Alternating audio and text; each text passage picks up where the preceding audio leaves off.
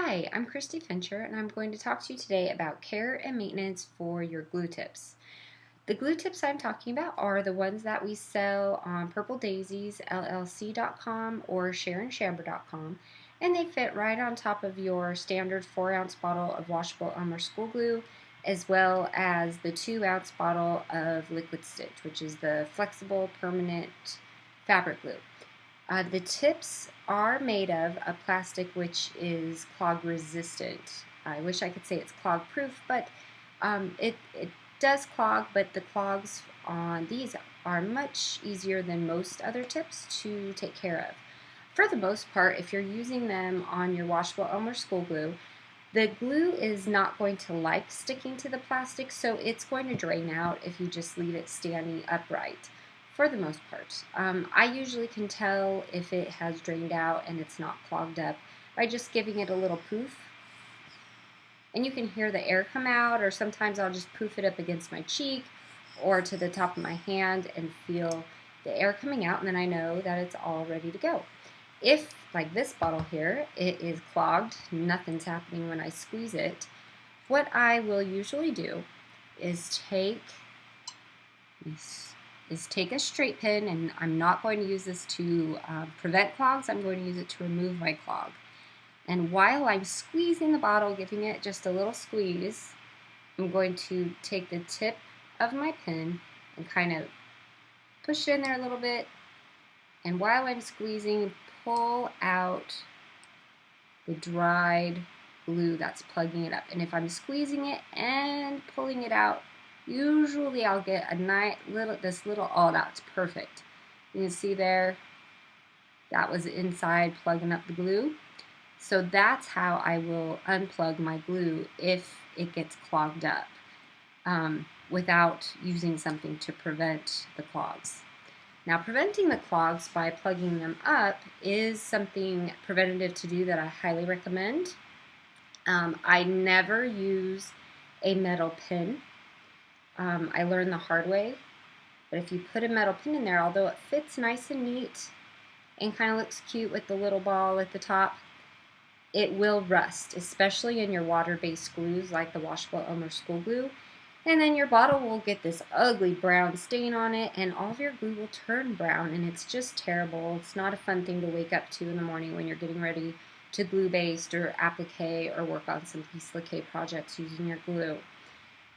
So what I do and recommend to anybody is to actually use a clothes tag, a price tag hanger, which is what's in here in the liquid stitch. This one is brown, so I can actually find it pretty easily. Most of them are clear, like this one here that you get from, when you go shopping for clothes anywhere or anytime there's price tag hanging off. I usually cut off an inch, inch and a half. It doesn't really make a difference there. Just make sure you keep that thick part of the tee, and then just like magic, it goes right in the top and keeps it from plugging up. And if you lose it, they're easy to get a replacement. They don't rust. They really keep the glue from getting any clogs inside.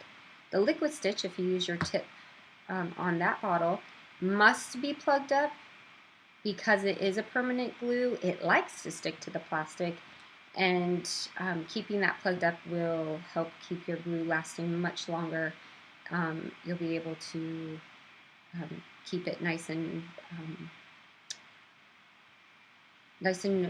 moist and not get it dried out and all plugged up.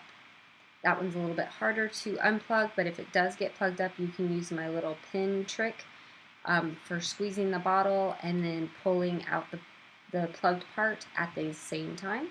It works really well. Then once your glue is all ready to start working with, you can practice some glue basting.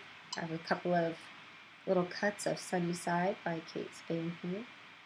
And remember, when you're glue basting, your glue goes right to the inside of the seam allowance of where of where you're going to be sewing. So I'm going to probably be sewing here at a scant 1/4 inch.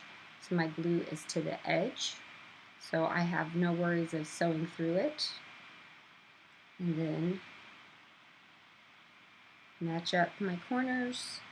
Or if I have seams that need to nest my seams first, and then tap everything in place and give it a little tap with your iron, and you're ready to sew. Do a whole bunch of these and be ready to do some speed chain piecing, which I love to do. It's fun to do this without having to worry about taking out pins or sewing over pins.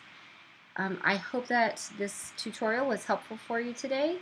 If you have any questions, you're always welcome to leave a comment in the video or visit my blog, SewMuchLikeMom.com. Also, feel free to visit my website, purpledaisiesllc.com.